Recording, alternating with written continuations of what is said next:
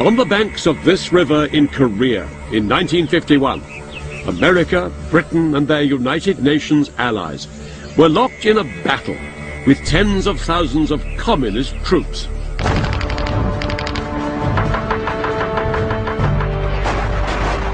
What moved the Allies to cross the world to fight here in Korea, only 5 years after the bloodshed of the Second World War, was their drive to stop communism spreading further.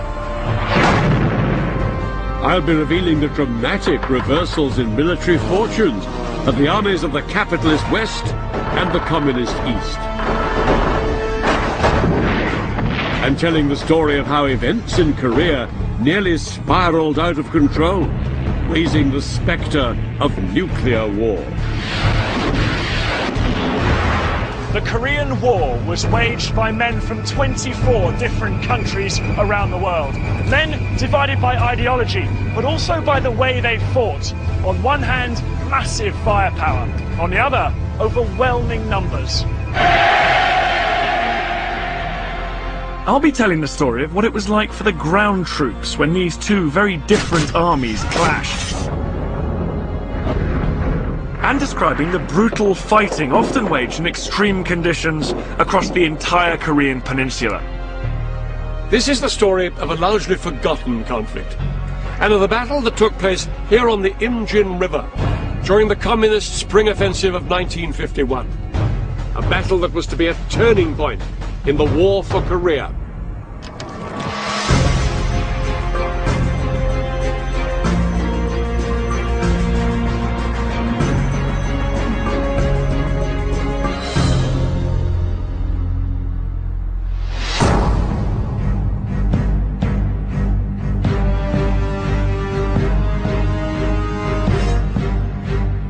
I'm on a journey to perhaps the world's strangest border, the border between North and South Korea. Right now, I'm about to enter the South Korean side of the 4-kilometer wide security zone that straddles the entire length of the boundary. This zone is effectively a no-go area, policed by troops from the United Nations. Marked out by miles of barbed wire fences and defended with landmines. At the border itself, there are no fences or gates. Here, the border is simply marked by this block of concrete, just 4 inches high. Yet absolutely no one is allowed to step across. Guarding the border on the south side stand the soldiers of the South Korean Army. Immediately opposite, the men of the North Korean Army.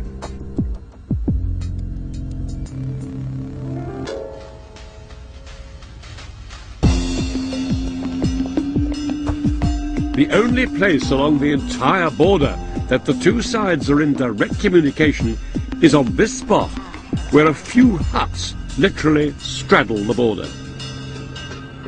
Strictly speaking, standing here, I'm in South Korean territory. But if I step beyond this table here, in theory, I'm inside North Korea. Although practically speaking, the mysterious country of North Korea lies beyond that guarded and locked door over there.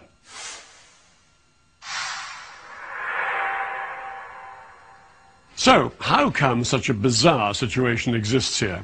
Well, the fact is that North and South Korea are still officially at war, and have been for more than half a century.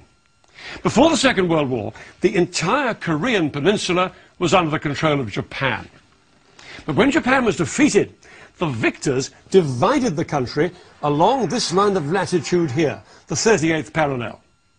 The Soviet Union sponsored a communist regime up here in the north, under Kim Il-sung in his capital Pyongyang, and the Americans put Syngman Rhee, a fiercely right-wing nationalist, in control of South Korea in his capital, Seoul.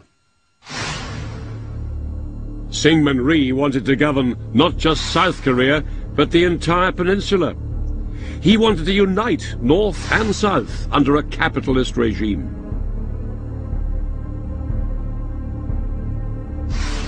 In the north, His opposite number and bitter enemy, Kim Il-sung, also wanted to unify the Korean peninsula, but under the banner of communism. Each man had his dream of unifying Korea under his rule, but neither of them did very much about it. Until just after 4 a.m. on the 25th of June 1950, when, without any warning, North Korea invaded the South. Within hours, 130,000 men of the North Korean army were pouring across the border. The North Korean army caught the South Koreans utterly unprepared. The South Koreans could barely muster a fighting force.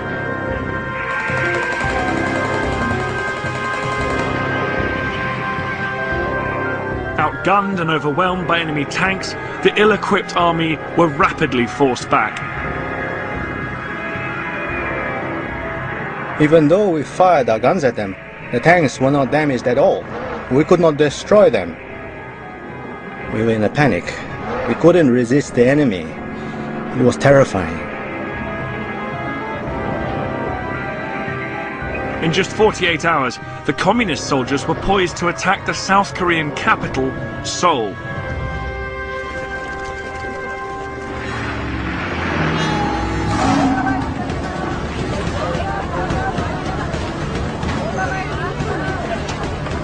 Seoul was the jewel in the crown of South Korea, and the North Korean army's attack on it was swift and certain.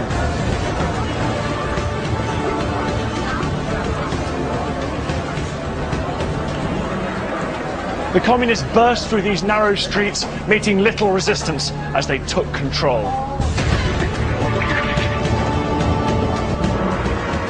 The North Korean troops swamped the city. And by June the 28th, just 3 days after the invasion, communist flags were flying over Seoul.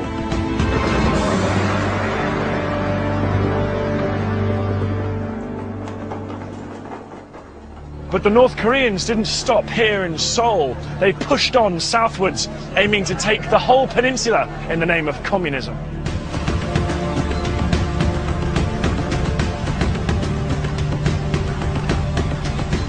They crossed rivers, they traversed mountains, and they defeated the weak South Korean army at every encounter.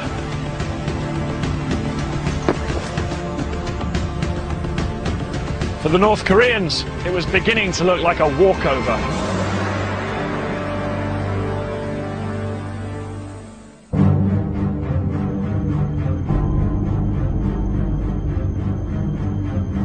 The West and its allies feared the North's seizure of South Korea would be another dangerous advance of communism throughout the world. And the West was determined to do something about it.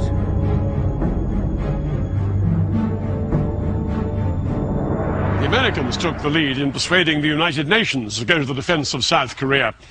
Now, the Soviet Union could have vetoed this proposal, but they weren't there. In the Soviet Union's absence, the vote was passed. For the first time, the United Nations was going to war. 21 nations from around the world, including Britain, would send men and equipment to Korea. But there would be no doubt as to who would be in charge. America, by far the biggest single force, was in command. The fighting in Korea was no longer a small skirmish in a far-flung country.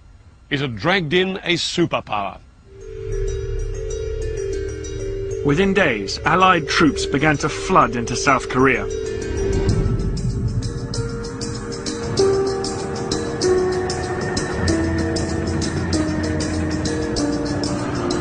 American troops were the first of the UN forces to arrive in Korea, shipped in from their bases in nearby Japan.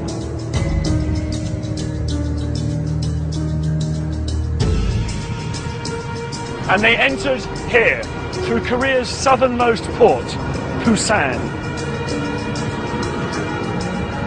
When they landed, they faced a desperate situation, and it was getting worse, because by now, the South Korean army had almost totally collapsed under the advance of the North Korean steamroller.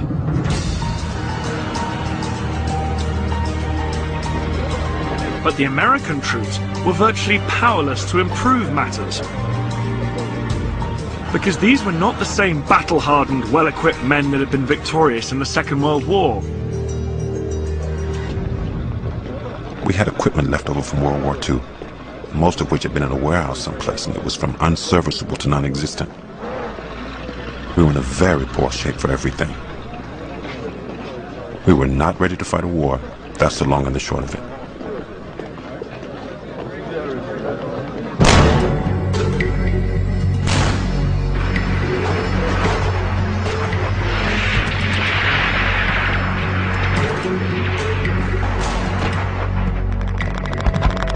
Just weeks after setting foot on Korean soil, the American land forces faced a terrible humiliation. By now, the North Koreans controlled nearly the whole of the Korean peninsula. And this meant that the American troops and their South Korean allies were packed into an increasingly tight corner, an area that became known as the Pusan perimeter. This was a tiny pocket of land, just 50 miles by 50 miles around the port of Pusan in the southernmost tip of the peninsula. Everywhere else was in North Korean hands. The United Nations forces were surrounded and in danger of being pushed out of Korea altogether.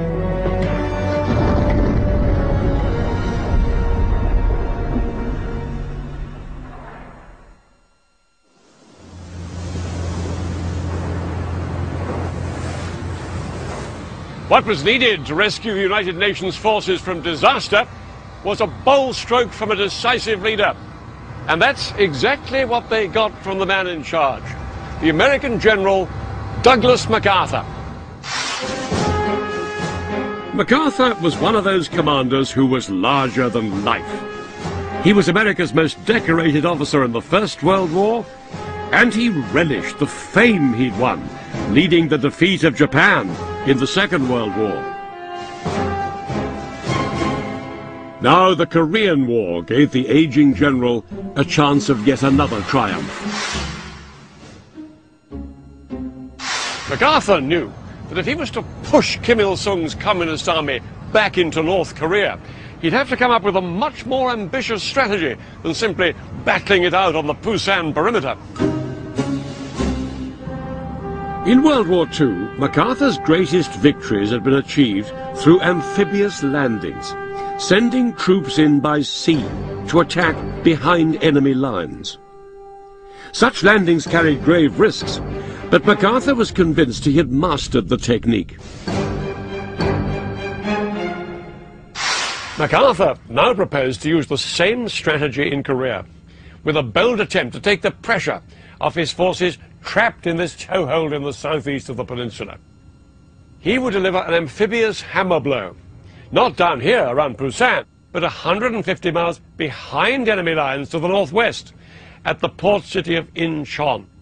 If he could seize Incheon, his troops could move on to Seoul, a mere 20 miles inland, cut the North Koreans off from behind, and force them to fight on two fronts, here and here. The North Koreans would be surrounded and crushed. But a landing at Incheon would be a high-risk exercise. The harbour city was placed at the end of a treacherous passage called Flying Fish Channel, where the tide raced in and out twice a day. When the tide fell by as much as 11 meters or 36 feet, vast mudflats were exposed, making an approach impossible. Even when the tide was in, the city was protected by high sea walls and a fortified island at the mouth of the harbour named Wolmido. MacArthur's plan, codenamed Operation Chromite, was to assemble a vast naval force carrying 70,000 US troops who would brave the dangerous tides of Incheon harbour and land on the beaches. the Marines would first have to take the key beach at Wilmedo, codenamed Green Beach, which was only possible during the short window when the tide was high. Once the enemy had been silenced on Wilmedo, the rest of the landing force would have to wait a whole 12 hours for the tide to rise again before they could assault Red Beach to the north of Incheon and Blue Beach to the south.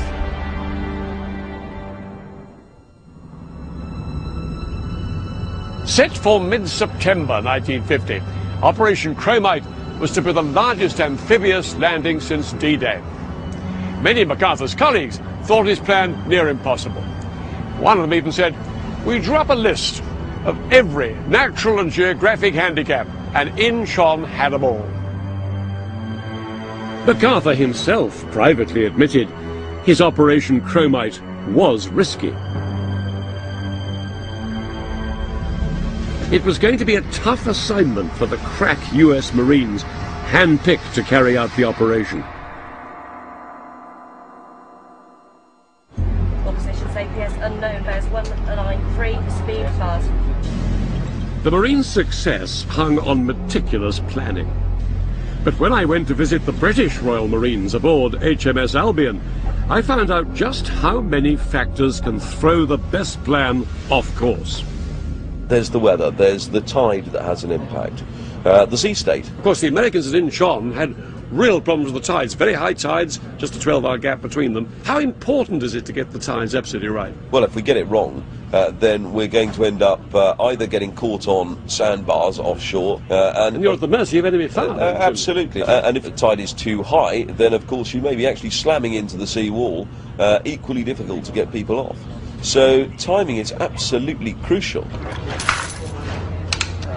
Now, when your landing craft are underway and you're on that landing craft with all your guys, how critical to you is the covering fire that's coming down on the enemy as you go into the beach? Absolutely fundamental, and that's why all our destroyers and our frigates have big guns on the front. That's what they're for, is to buy us that time to get ashore.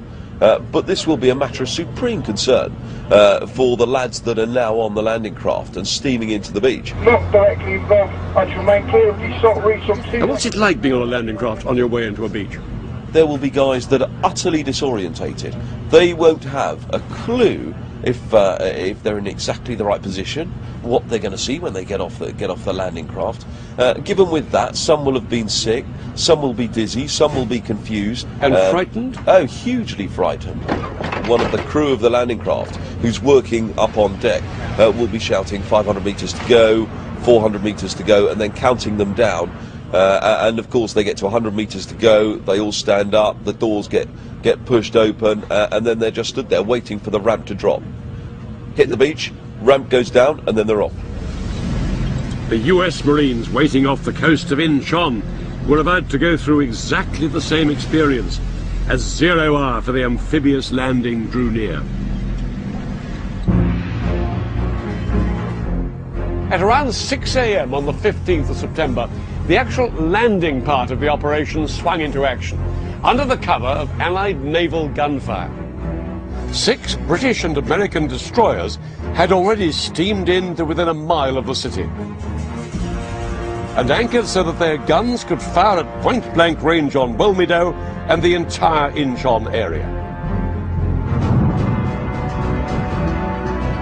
For 2 days, Incheon had been bombed by aircraft dropping napalm on the North Korean defenses and pounded by warships.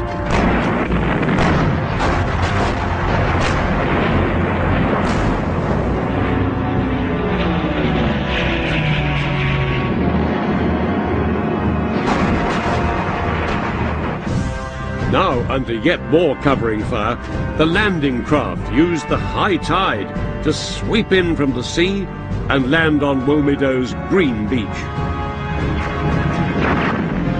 Through the chaos caused by the supporting fire, wave after wave of landing craft headed for Green Beach. Smoke was boiling out of Incheon. The entire beach area simply disappeared in an enormous cloud of dust and smoke, with only the occasional glare of rocket burst showing through.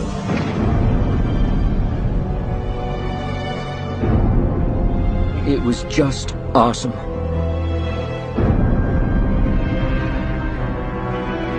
But as the first wave of Marines approached Green Beach, they were faced with a daunting task.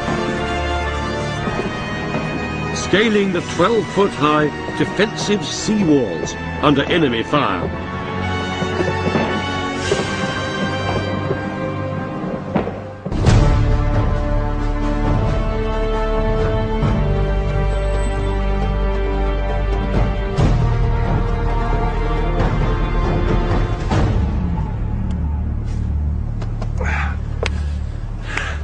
Well, this is Green Beach on Walmedo today. Not quite the same sight that would have greeted the first wave of US Marines as they clambered up the sea wall.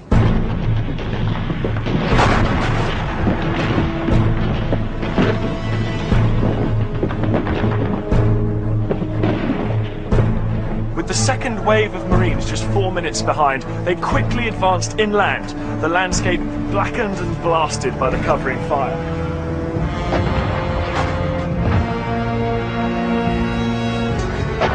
The Marines swept over the island, meeting limited resistance and suffering few casualties.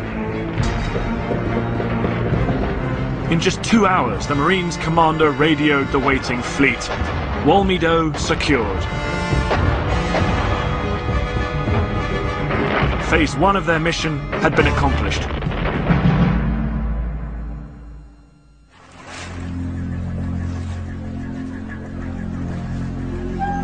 For the Marines, the battle had only just begun. As this tide retreated, it took with it the landing craft, their vital lifeline to the Allied ships out there. They had to dig in. For the next 12 hours, they had the unenviable task of defending the island against a possible counterattack. It was vital the Marines held their ground. Only if they retained control of this crucial island could further waves of landing craft move safely onto Imjin itself.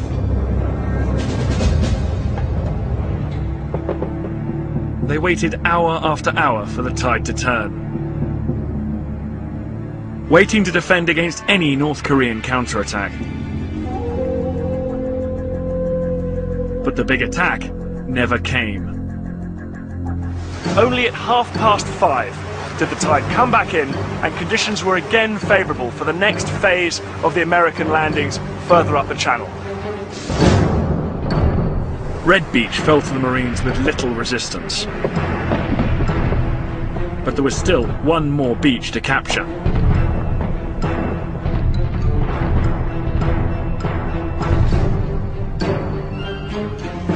Almost simultaneously, the Marines assaulted here at Blue Beach, about a mile south of Imjin. But things on Blue Beach didn't go quite as smoothly.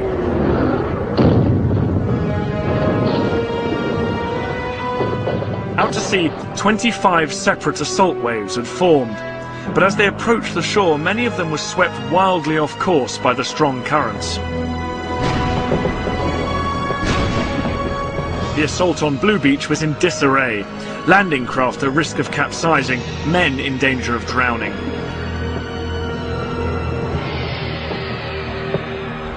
Those who did make it through found the beach choked with smoke from the earlier naval bombardment. The actual landing conditions were terrible. The city was on fire, and the rain was mixing with the smoke and fire of the bombardment, so it was very difficult finding the beach. Some units got mixed up, landing on the wrong beaches, and we just had to get it all sorted out. Despite the problems, there was no serious opposition to stop the Allied advance. They managed to push on through Imjin and further inland. Their journey took them eastwards, liberating village after village, rapidly crushing what little North Korean resistance they met. Their bold attack behind enemy lines had been a resounding success. In just 11 days, the men of the United Nations Army had reached their target and recaptured the South Korean capital, Seoul.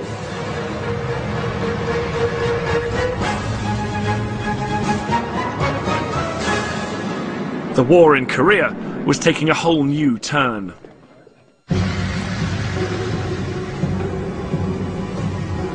By now, the Allied forces pinned down inside the Busan perimeter had been reinforced with fresh battle-ready troops. They broke out and thrust north to join those who'd recaptured Seoul.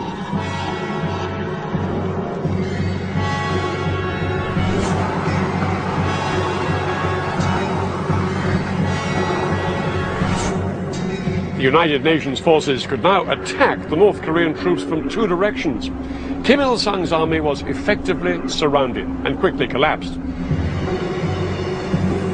Within just 2 weeks, the Allies had pushed the crumbling North Korean army back over the 38th parallel, back into North Korea. It was an incredible turnaround.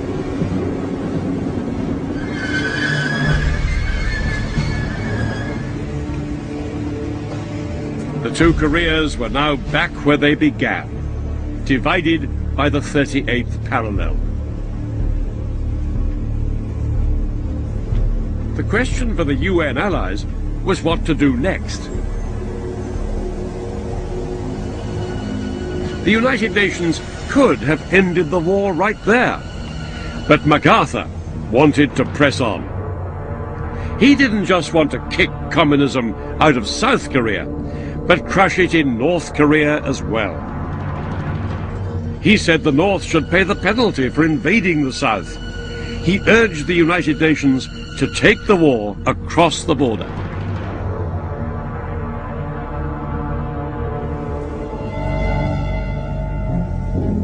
At the end of September 1950, MacArthur got his way. He was given the go-ahead to cross the 38th parallel and push into North Korea. The UN army were no longer repelling an invasion. They had themselves become the invaders.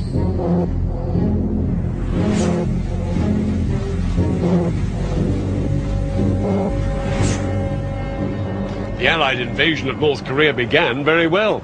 On October the 7th, the main body of the United Nations force drove northwards, and within a month they'd overrun the communist capital, Pyongyang.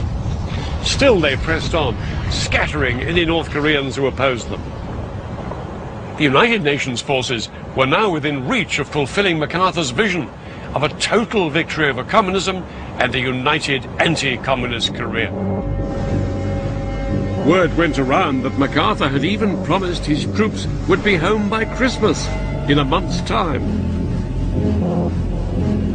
But every step his men took north threatened to awaken a sleeping dragon. MacArthur's troops were now fast approaching the Yalu River, the border between North Korea and Communist China.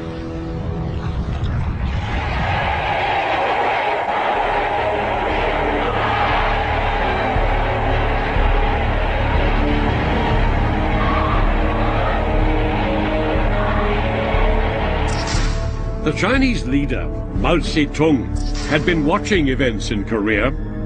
His new communist regime was only a year old and far from secure. Now the United Nations army was rapidly approaching his eastern border. As far as Mao was concerned, this was blatant imperialist aggression, and it had to be stopped. In September 1950, he ordered the Chinese People's Volunteer Army into North Korea. Led by Commander Pang De-Huai, their aim was to confront and crush the United Nations.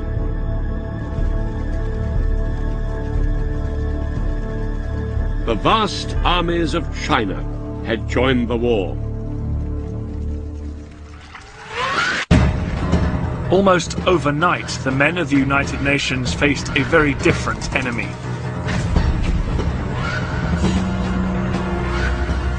The Chinese were tough. They were battle-hardened veterans of years of civil war, expert in close-quarters fighting and used to the rugged terrain. What really set them apart as a fighting force is that they were highly politicized. Each man had to sign a pledge of commitment to the cause, and each unit had to swear an oath to destroy imperialism. They warned us if we didn't wipe out the enemy in Korea now, One day they would come back to China and we would lose everything. We swore to triumph in the communist cause and protect everything the revolution had won for us. We weren't ever going to be oppressed by imperialists again.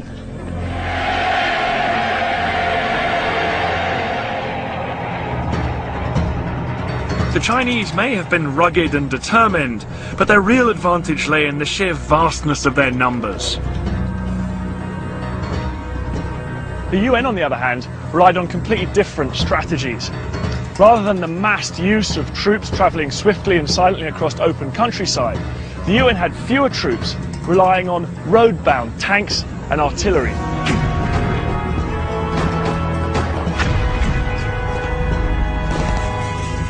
Artillery was the key weapon that would form the bedrock of the Allied battle plan.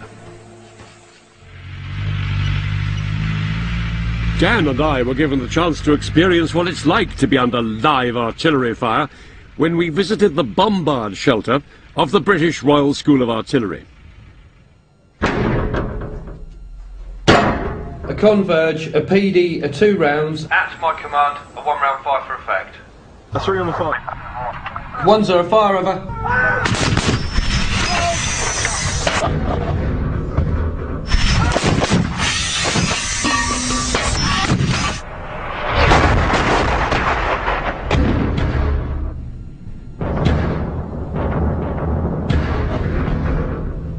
Even in this bunker, you can actually feel the shockwaves go through you, can't you? You're telling me you can. How critical is the artillery defending a position like this against, imagine these waves of Chinese attacking? Absolutely vital. The contribution that artillery makes in delaying the enemy, taking them out, taking out large numbers, which have been absolutely critical with the Chinese because they did the human wave tactics, was vital.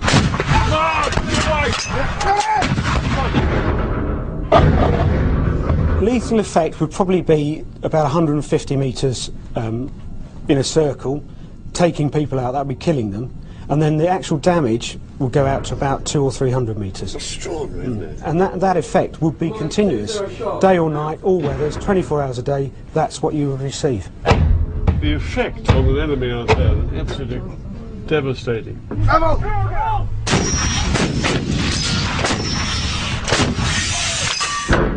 Even inside the reinforced bunker, we could feel the force of the explosions. But it was only out in the open that we could see the impact those explosions would have on an enemy attack. So these shells, they're basically just like giant hand grenades. Absolutely, and that's the effect we're after. Each shell breaks up into hundreds of fragments? Thousands of fragments. Thousands of fragments. Yeah, the air would have been black with those fragments. And I've got some here, which we fired today actually, a whole range. The optimum size is probably this one. And if you just look at that, you'll see how heavy and sharp. That's just a jagged edge. One of those will kill someone, of course it will. Easily, easily. These two here would have taken this chap's arms off. This one here would have killed him. That one up the top is a serious head wound. And the last one on here would have hurt his leg. And yet they came on, the Chinese. They came on and on through this stuff. Weighted numbers. But as they're coming forward, you know, they're encountering their comrades, wounded, injured, screaming. Do they keep going? Do they help them out? What do they do? The whole time we're just sapping the momentum out of this attack.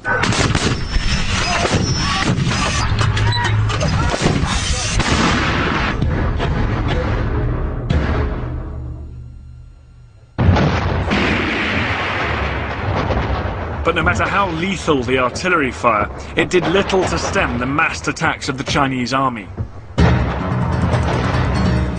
We swarmed into action like ants. The enemy guns overheated with the continuous use. They began to misfire and could no longer hit their targets. In the end, they would see so many people coming at them, they would panic.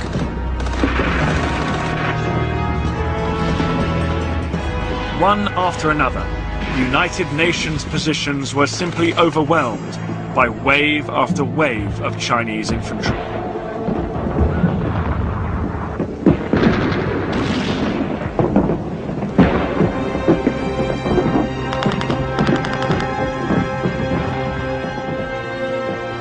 Some United Nations units fought hard. Others fell back in disarray. Generally, morale collapsed, and to make matters worse, the bitter Korean winter was setting in. By late November 1950, with the temperature well below 0 degrees, men of both sides were fighting at the limit of human endurance.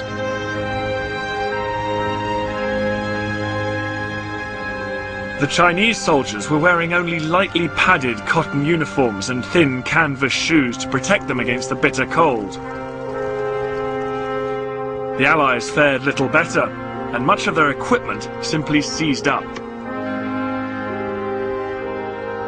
The men had to keep themselves awake for fear of freezing to death as they slept. The first night the Chinese hit us, I lost 39 men to frostbite. The next afternoon I went down to the medical station, and the doctors were breaking off all those frozen toes with forceps. I never saw those men again. I lost a whole platoon to frostbite. Fighting a war in these dire conditions was not what these men had expected. To make matters worse, some American Marines found themselves surrounded at a place called Choisin. Despite relentless Chinese attacks, the Americans managed to fight their way out. But elsewhere on the battlefield, other soldiers couldn't cope. Without waiting for orders, some turned around and fled. We moved headlong, helter-skelter, trying to get to the port at Busan. It was disgusting. Unbelievable. I never felt so ashamed in all of my life as to be a part of an army that was running away.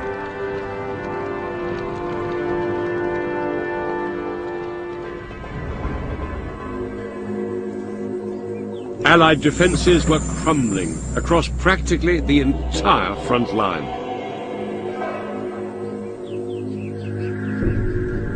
The United Nations generals had no choice. They ordered a full-scale withdrawal. It was the largest military withdrawal in US history. As the Chinese drove south, the United Nations Army folded in front of them. And by January 1951, the Americans and their allies had been thrown back south of Seoul. Once again, the South Korean capital was in the hands of the communists. But this proved a step too far. Because the Chinese had moved so far south, their supply lines were now severely strained. And the tide turned yet again. The UN Army once more began to push north. Over the first weeks of 1951, the Allies clawed their way back to a line just north of Seoul, but just south of the old border. After 7 months of seesawing, advance and withdrawal, once more the two sides were practically back to where they'd been when the war began.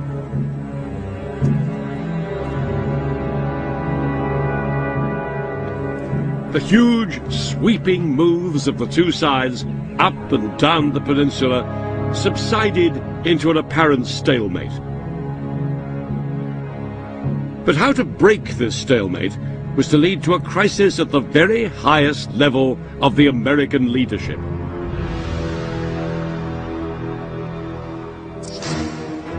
The American president, Harry Truman, did not want to do anything to escalate the war in Korea. But General MacArthur still demanded total victory over his communist enemy. MacArthur believed his president's policy was too timid, and he was going to say so loud and clear. In order to achieve total victory, he demanded that the war should be taken into China itself. What MacArthur was proposing was not simply to attack China, but to have the option of attacking it with nuclear weapons. This war was threatening to go nuclear.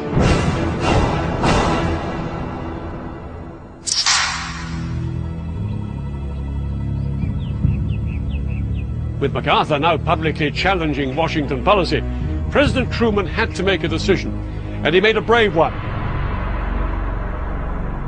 I believe that we must try to limit the war to Korea for these vital reasons: to make sure that the precious lives of our fighting men are not wasted, to see that the security of our country and the free world is not needlessly jeopardized, and to prevent a third world war.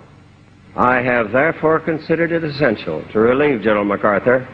General MacArthur is one of our greatest military commanders. But the cause of world peace is much more important than any individual. MacArthur's dismissal marked the end of an era. The end of the Allied aim to unite the two Koreas under a democratic flag.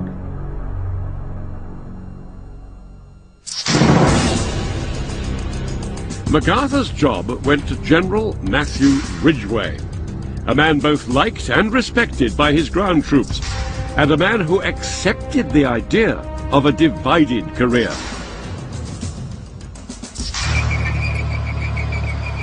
Ridgway's aim was to establish a defensible line in the mountains and rivers just north of Seoul, from where he could keep the communists at bay.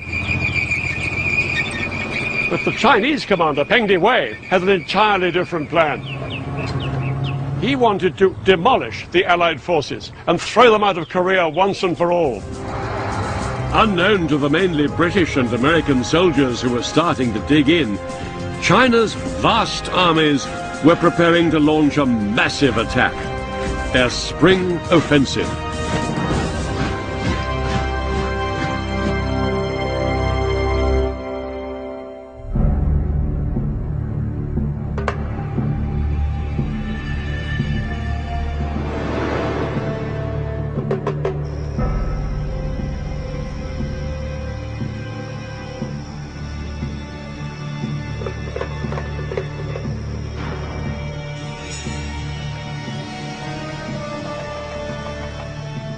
As night fell on the 22nd of April 1951, hundreds of thousands of North Korean and Chinese troops prepared to attack right along the battlefront, marked here in the western section of the peninsula by the Imjin River, only 30 miles from Seoul. These Chinese troops were masters of infiltration and concealment. Morale was high. Confident of victory, the Chinese leaders told their men they'd be celebrating May Day in the streets of Seoul. That night, the Chinese took their positions along the banks of the Imjin and lay in wait for the order to move.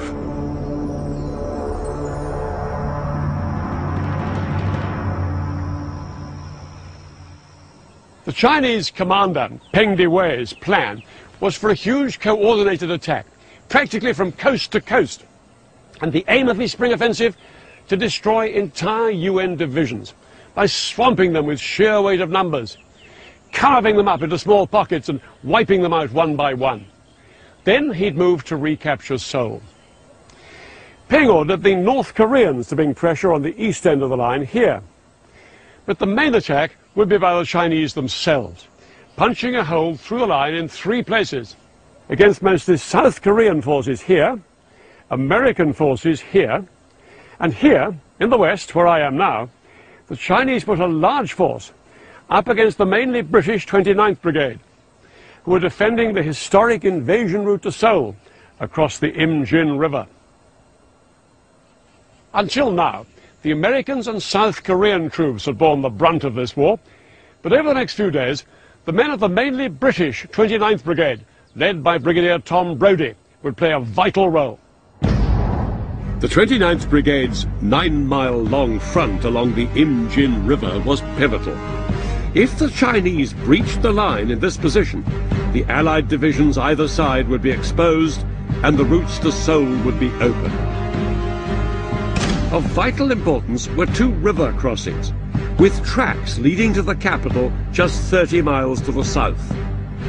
700 men of the Gloucestershire Regiment guarded this track, from the hills just south of a ford, which they later called Gloucester Crossing.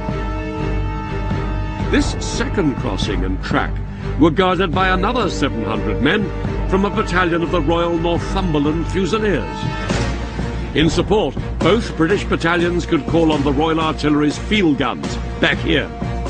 All this, plus some tanks in reserve here, and some other units on either side, were part of Brodie's 29th Brigade.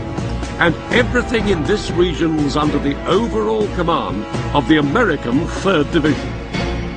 There were just 4,000 men in the British 29th Brigade, thinly spaced and not yet properly dug in. A pitifully small contingent to be defending such a crucial stretch of front.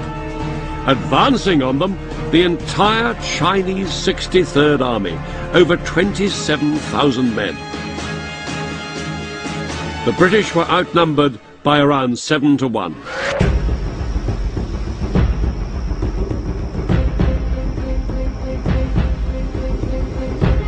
10 p.m. on the 22nd of April, the first Chinese troops started to wade across this shallow section of water here.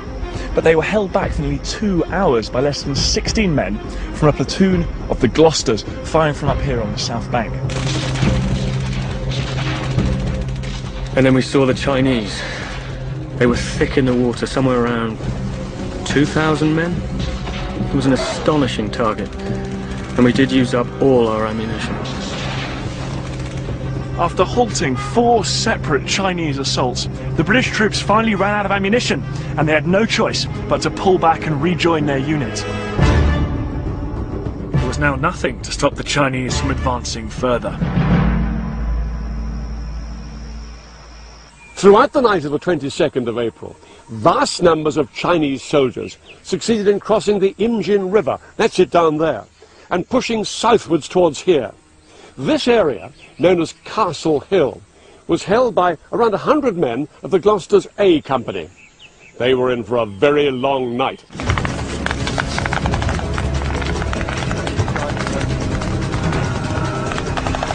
For 6 hours under bright moonlight and under the glare of parachute flares, A Company fought a ferocious close-quarters battle for control of this hill.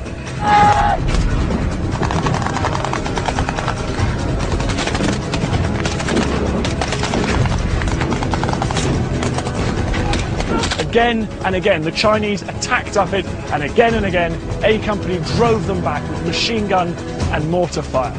All the time, they received vital help from their artillery just over 5 miles away to the rear.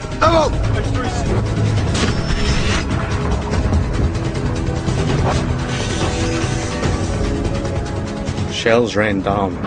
In front of me, a whole squad was blown to pieces, and the bodies of dead and wounded scattered along the track. I did not wait to be killed. I ran beyond that barrage as fast as my legs would carry me. At times, the supporting artillery was the only thing slowing the Chinese advance.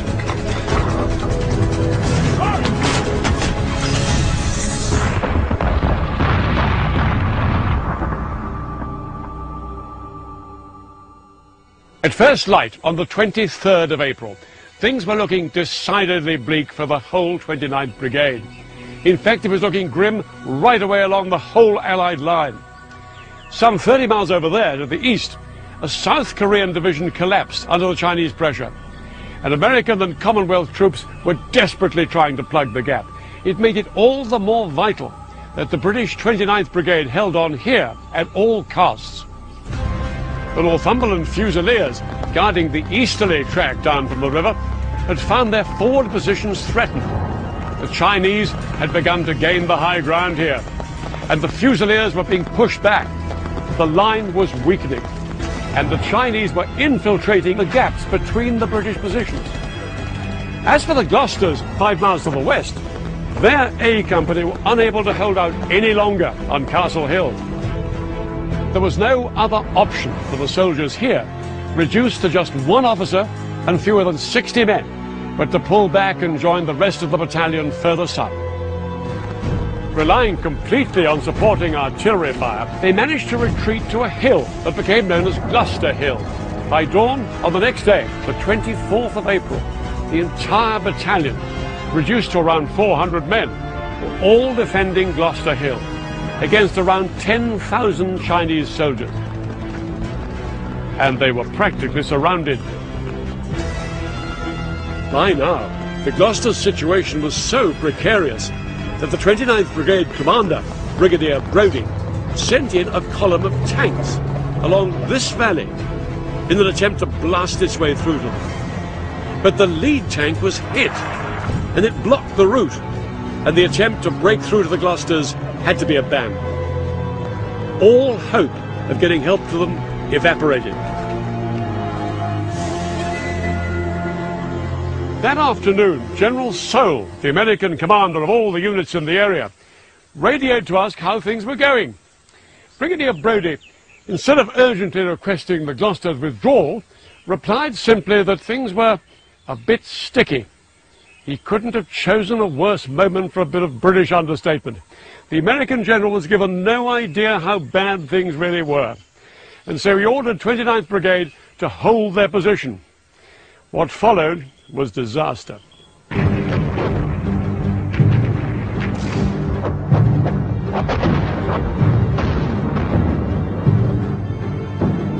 At 10 p.m, the Chinese struck. The Gloucesters fought a bloody hand-to-hand battle and pushed back attack after attack. The battle raged all through the night.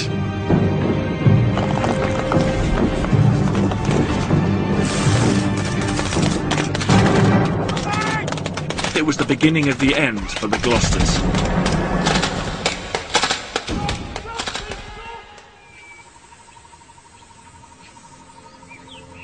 The entire 29th Brigade was at breaking point. If they didn't withdraw, they faced death or captivity. The attempt to get any relief to the Gloucesters may have been blocked, but over on the right, the Northumberland's line of retreat was still clear. Brigadier Brodie had ordered tanks up the track to escort them out. But the withdrawal became chaotic as the Chinese managed to swarm onto the track and climb on the British tanks. The crews of neighbouring tanks were forced to hose each other's tanks with machine gun fire in a desperate attempt to dislodge the clambering Chinese. The rescue of the Northumberlands was succeeding, but only just.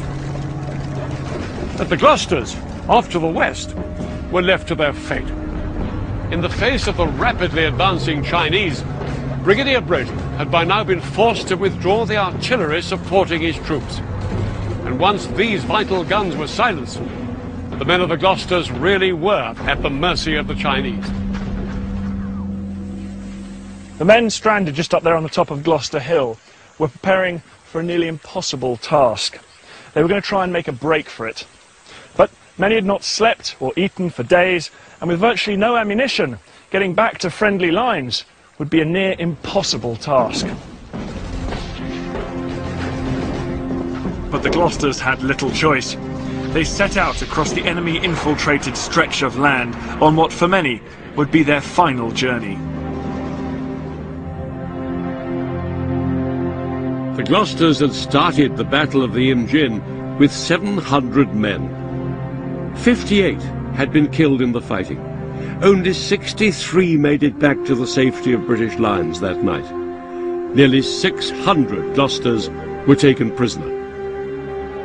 It was a very shameful moment, surrendering. I hated doing it. Surrendering seemed to go against everything that I thought soldiering should be about. The rest of 29 Brigade had fared little better than the Gloucesters, but those few days in April 1951 had taken their toll on the enemy too. Although 29 Brigade had lost a quarter of its men, it had destroyed nearly half of the Communist forces attacking them across the Imjin. And right the way along the entire battlefront in Korea, other British, American and Allied forces fought heroic battles of their own.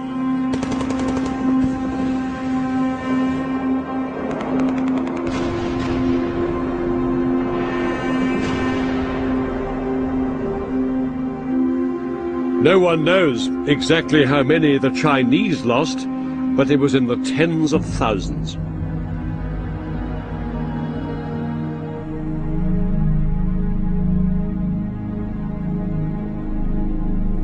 The Communist offensive ground to a halt along the entire battle line. It was to be the last major assault of its kind. The Chinese would never again launch an attack on the scale of the Spring Offensive of 1951. Like the Americans, they too had finally realized that neither of them could win control of the whole of Korea. While the Allied crushing of the Communist Spring Offensive, in great part along the Imjin River, did not end the fighting immediately, it did bring both sides to the negotiating table. Yet when they first met on July the 10th, 1951, few could have had any inkling that the negotiations would drag on for over 2 years. All this time, the vicious battles for minor stretches of tactical ground continued, and the casualty rate soared. This increasingly futile war was to go on another 2 years before the fighting finally ended. The two sides agreed the position of the new border between them, and they agreed on roughly the line of the 38th parallel just about here. And on the 27th of July, 1953, they agreed a ceasefire. In 3 years of warfare, more than 2 million people had lost their lives, and a country had been devastated. And yet, the border between North and South Korea had barely changed. And there's one even bigger irony. The two sides have never signed a peace treaty. The state of war between North and South Korea still officially exists. To this day, Korea's two sides remain in an uneasy stalemate. North Korea is still one of the most undeveloped countries in the world, and fiercely secretive. South of the border, it's a very different story.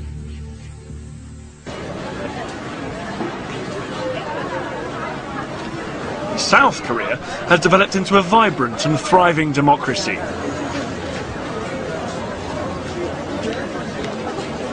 Today, the two Koreas may be vastly different, but one thing hasn't changed. For the people of North and South Korea, the threat of a return to hostilities still looms. 50 years after the ceasefire, South Koreans still plan for the worst. Around twice a year, a siren sounds across the South Korean capital here in Seoul. It's a drill for the taking of immediate shelter in the event of a North Korean attack. For a few minutes, these city streets empty in readiness for a return to hostilities.